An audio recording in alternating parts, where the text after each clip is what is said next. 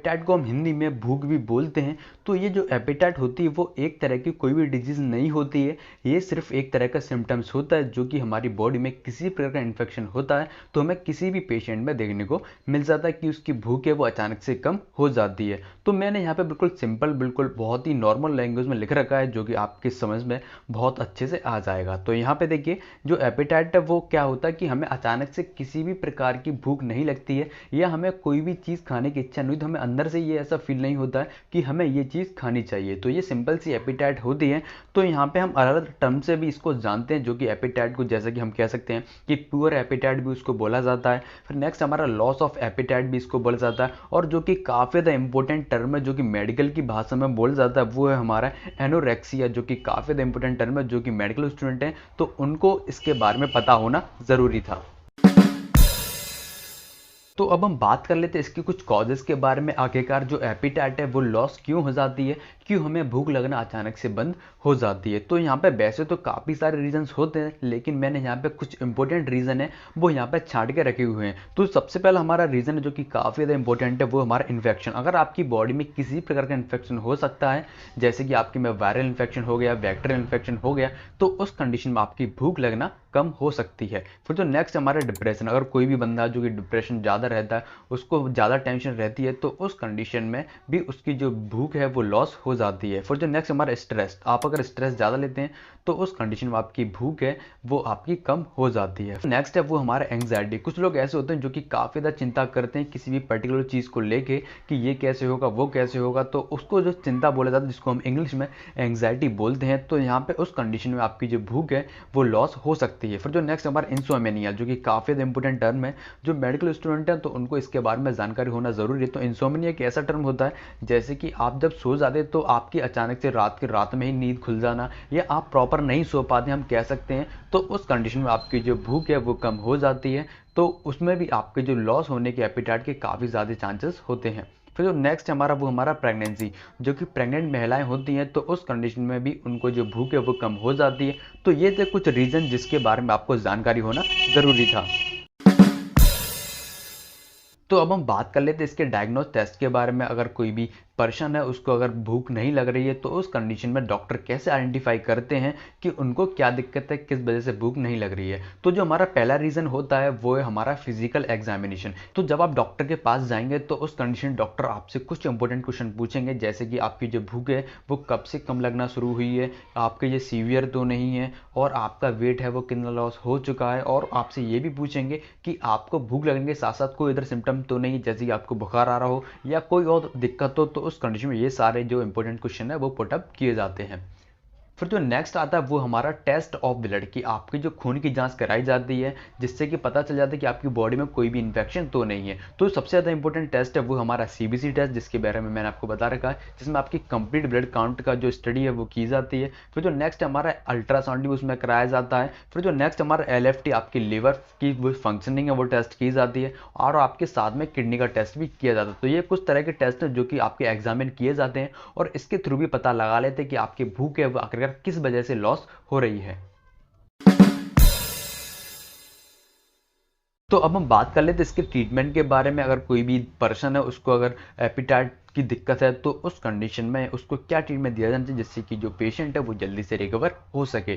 तो यहाँ पे जो सबसे पहली टैबलेट है वो हमारे इंजाम वाली टैबलेट। क्या होता है कि कभी कभी हमारे स्टमक में इंजाम नहीं बन पाते, तो उस कंडीशन में आपका खाना है वो प्रॉपर नहीं पच पाता है, तो उस कंडीशन में कुछ इंजाम देने होते हैं। वैसे तो काफ़ी सारी टैबलेट्स आती हैं, लेकिन मैंने यहाँ पे आपके लिए बहुत ही ज़्यादा इंपॉर्टेंट टैबलेट है वो हमारी यूनि इंजाम टैबलेट, क्योंकि इसके अंदर आपको काफ़ी सारी चीज़ें मिल जाती हैं। जैसे कि मैं आपको यहाँ पे बताना चाहूँगा, इसके अंदर आपको फंगल डाइजेशन मिल जाता है जो कि आपके डाइजेशन को काफ़ी अच्छे से इंप्रूव कर देता है। और जब आपके एंजाइम बनने लगेंगे तो उस कंडीशन में आपके जो बॉडी के प्रोटीन है, कार्बोहाइड्रेट्स है, वो अच्छे से उनका ब्रेकडाउन हो जाएगा और आपकी बॉडी है उनको अच्छे से एब्जॉर्ब कर पाएगी। और इसके अंदर आपको एक और चीज़ मिल जाती है वो हमारा पेपेन, जो कि काफ़ी ज़्यादा इंपॉर्टेंट है। तो जो पेपेन काम करता है कि आपकी जो प्रोटीन के ब्रेकडाउन में काफ़ी अच्छा हेल्प करता है, आपकी प्रोटीन के ब्रेकडाउन से काफ़ी अच्छा जो इंप्रूवमेंट लाता है। फिर जो नेक्स्ट हमारा वो है हमारा चारकोल। जैसा कि आपने देखा होगा चारकोल कब दिया जाता है, जब कोई भी पेशेंट है वो जहर खा लेता है तो उस कंडीशन में उसको चारकोल खिला दिया जाता है। तो चारकोल की फंक्शन ये होती है कि आपकी बॉडी में जो भी टॉक्सिक मटेरियल होता है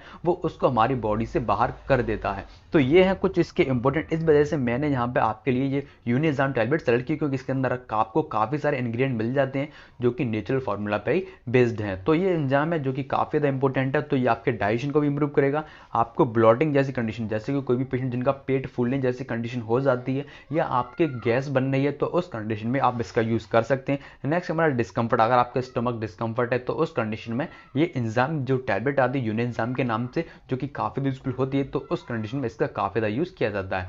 तो चलिए अब हम बात कर लें इसके डोजेस के बारे में, अगर इसको कैसे यूज़ करना है। तो आप ये टैबलेट आप दिन में 2 बार, सुबह शाम 2 बार इजीली खाना खाने के बाद ले सकते हैं। जो नेक्स्ट टैबलेट आती है वो हमारी साइप्रोहेप्टेडिन है, लेकिन आप लोग कहेंगे कि इसके तो काफ़ी सारे साइड इफेक्ट हैं, लेकिन मैं आपको बताना चाहूँगा आपको ये रेगुलर नहीं रखनी है। अगर आप रेगुलर रखेंगे, अगर आप 1-2 महीने तक लगातार खाएंगे, तो 100% आपको इसके साइड इफेक्ट देखने को मिल सकते हैं। तो इस वजह से आपको ये जो टैबलेट है जो मैं आपको बताऊँगा, वो आपको सिर्फ और सिर्फ 1 हफ्ते तक ही यूज़ करनी है, और 1 हफ्ते में ही आपकी 100% भूख है वो इंक्रीज हो जाएगी। ये साल्ट है, ये आपकी जो एलर्जी में भी इसका यूज़ किया जाता है, लेकिन हम यहाँ पे एलर्जी की बात नहीं करने वाले हैं। इसका यूज़ आपकी भूख को बढ़ाने में भी यूज़ किया जाता है। तो अगर आपको अपनी भूख बढ़ानी है तो उस कंडीशन में इसका यूज़ किया जा सकता है। और आपको मल न्यूट्रिशन, मतलब कुछ लोग ऐसे होते हैं जो कि छोटे बच्चों में ज़्यादा प्रॉब्लम होती है कि उनका न्यूट्रिशन प्रॉपर नहीं हो पाता है, तो उस कंडीशन में उनको मल न्यूट्रिशन जैसी दिक्कत हो जाती है, तो उस कंडीशन में भी इसका यूज़ किया जाता है। तो ये टैबलेट भी आप दिन में 2 बार सुबह शाम ले सकते हैं, इसमें कोई भी दिक्कत वाली बात नहीं है।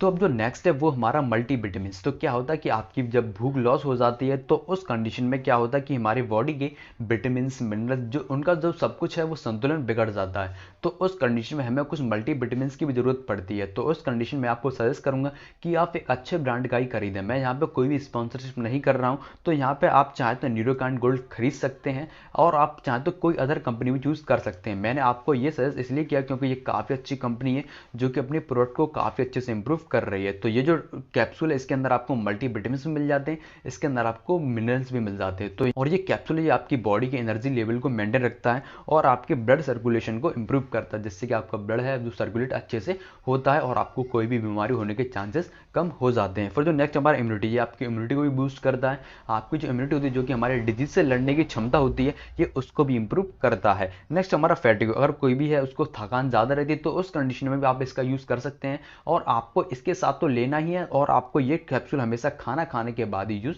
करना है। और आप ये कैप्सूल भी आप दिन में 1 बार, आप जरूरत पड़े तो आप दिन में 2 बार ले सकते हैं। अगर आपको ज़्यादा थकान रहती है, आपको भूख कम लगती है, तो उस कंडीशन में आप ये कैप्सूल दिन में 2 बार इजीली ले सकते हैं। तो अब जो नेक्स्ट टैबलेट है वो हमारी एल्बेंडाजोल आइवरमेक्टिन का कॉम्बिनेशन। तो मैंने इसके बारे में पहले ही बता रखा है, जो कि काफ़ी ज़्यादा इसके बारे में मैंने आपको जानकारी दी है। तो यहाँ पे ये जो टैबलेट जो कि बैंडी प्लस के नाम से काफ़ी ज़्यादा पॉपुलर है, अगर आपकी भूख ज़्यादा ही लॉस हो चुकी है, तो उस कंडीशन में आप आइवरमेक्टिन और एल्बेंडाजोल का कॉम्बिनेशन यूज़ कर सकते हैं। अगर आपकी शुरुआती लक्षण है, तो उस कंडीशन में आप खाली एल्बेंडाजोल साल्ट का यूज़ कर सकते हैं, इसमें आपको कोई भी दिक्कत वाली बात नहीं है। तो अगर हो सकता है कि आपके पेट में किसी प्रकार का वर्म हो, तो आपको भूख लगने के चांसेस कम हो जाते हैं, तो उस कंडीशन में आप इस टैबलेट का यूज़ कर सकते हैं, जो कि काफ़ी अच्छी टैबलेट है और जो कि आपकी मैनकार्ड कंपनी की, जो कि काफ़ी अच्छी कंपनी भी है। तो यहाँ पे जो टैबलेट है आपको रात में सोने से पहले दूध के साथ लेनी होती है।